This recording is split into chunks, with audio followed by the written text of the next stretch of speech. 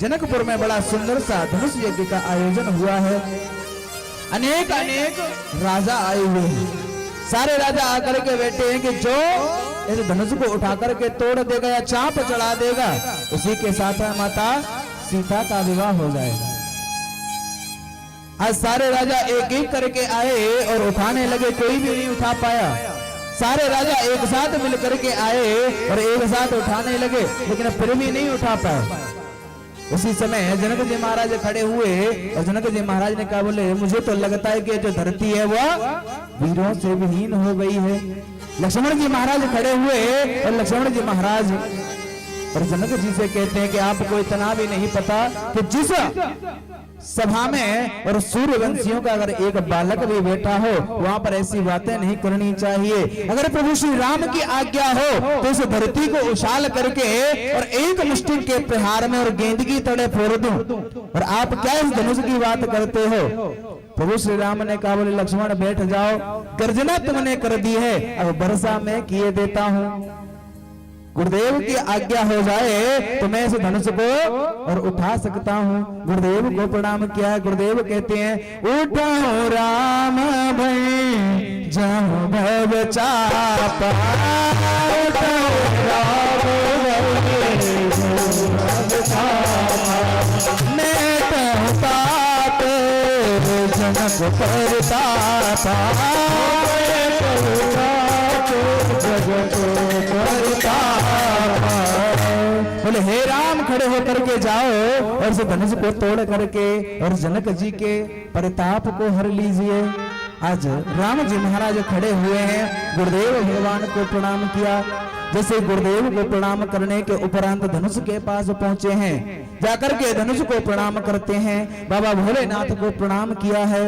बाबा भोलेनाथ को प्रणाम करके बाबा भोलेनाथ से कहते हैं कि हे प्रभु, आपका इतना पुराना और दिव्य धनुष है, मैं इसको क्यों तोड़ूं। बाबा भोलेनाथ ने कहा, प्रभु आप तोड़िए मत, आप केवल बीच में हाथ रख दीजिए।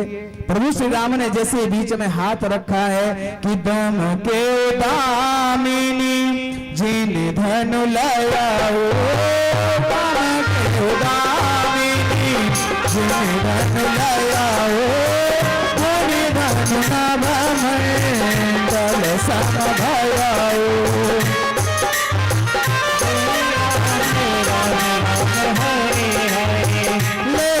चढ़ावत खेचत गाड़े, काउन था देख सब ठाड़े, पेक्षण राम मध्य घन तोड़ा, हरे भुवन धुनी घोर कठोरा। आज जैसे ही धनुष के बीच में हाथ रखा, धनुष जो अपने आप ऊपर आकाश में उठ गया। जैसे ही चाप चढ़ाने लगे हैं और जैसे ही चाप चढ़ाई है तो जो धनुष है वो बीच से और टूट गया है। बोले श्री रामचंद्र भगवान की जय।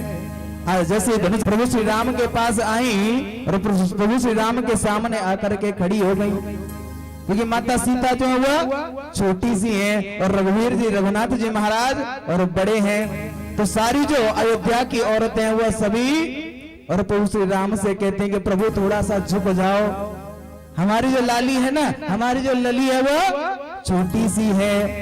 वरमाला लेकर के खड़ी है मैया सीता और प्रभु श्री राम को माल्यार्पण करना चाहती हैं।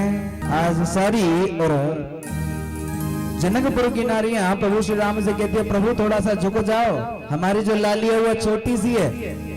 प्रभु कहते हैं कि हम रघुवंशी हैं, किसी के सामने नहीं झुकते। बोले प्रभु यह तो आपकी पत्नी है और पत्नी के सामने सबको झुकना पड़ता है।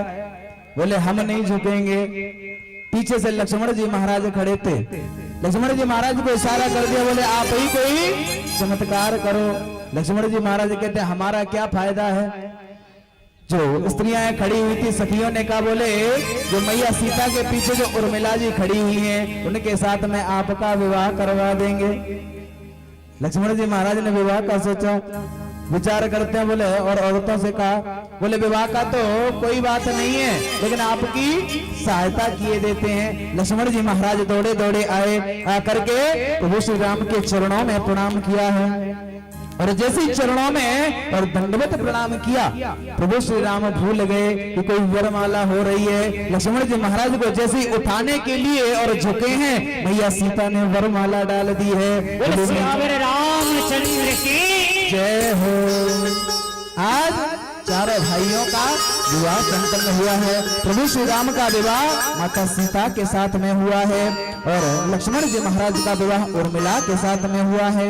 भरत जी महाराज का विवाह मांडवी के साथ में हुआ है और शत्रुघ्न जी महाराज का विवाह श्रुत कीर्ति के साथ में हुआ है। इस तरीके से चारों भाइयों का विवाह संपन्न हुआ है और विवाह के उपरांत चारों भाइयों को वनवास हुआ है। तो इस कथा को हम लोग राम कथा को यहीं पर विश्राम करते हुए कृष्ण कथा की ओर चलते हैं। लेकिन ना तो हमारे हृदय में इतनी सामर्थ्य है कि हम प्रभु श्री राम को और वन भेज सकें और ना ही हम उसे दृश्य को दोबारा याद करना चाहते हैं। तो आइए हम सब लोग और अब कृष्ण कथा की ओर अग्रसर होते हैं।